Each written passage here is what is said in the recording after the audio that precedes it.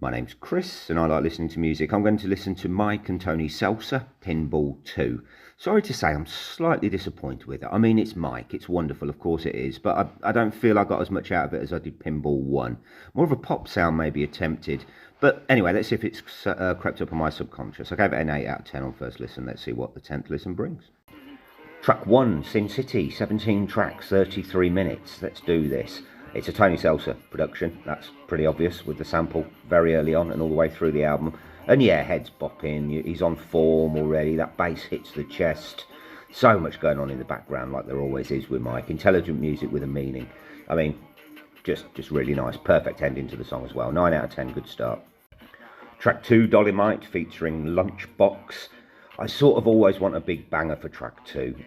You know, and it does bring the head bopping down a touch, this track. On first listen, I thought it was quite a pop album. I'm not really hearing that as much on the 10th. You know, it is still Mike being a little bit darker and broody. It sounds good, but I'm surprised how little I remember it after 10 listens. I'm going to leave that 7 out of 10. Track 3, number 71. More of a poppy feel there, definitely. Yeah, I love the sort of discos, 80s R&B, goes into rave, 90s. You know, this is as a party as Mike has ever got. You know, you can hear a bit of sort of Gwen Stefani rapping over that beat, but this version's better. Yeah, more like it, and a really nice vocal hook, 9 out of 10.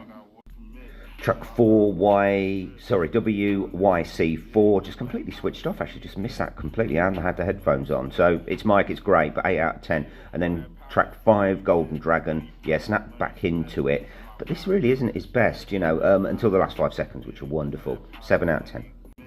Track 6, Money and Power, much better, nice groove, heads bopping away. I mean, don't get me wrong, I do love Mike, and he's so prolific. There's so many albums by him and Tony Seltzer especially, so, you know, they can't all be classics. But, yeah, very important in my eyes, phone's going, 8 out of 10.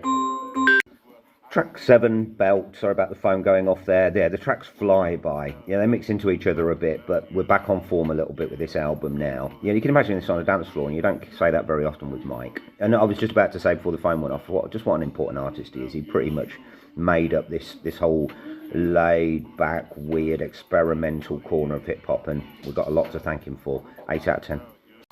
Track 8, Sucka-Free. One of the few rhymes that has really stuck in my mind, actually. Whenever I hear this song, I just sort of remember that rhythm and flow that he brings out. A little more old school Mike, maybe, with a slightly smoother feel.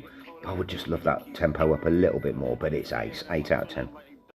Track 9, Prezzy. Yeah, we're on a lovely groove with this album now, like a good Mike album should sound. All about the experience and not separate songs necessarily. Lovely drum machine work and a great outro. 9 out of 10. Look out for the second half of the review. Please like and subscribe.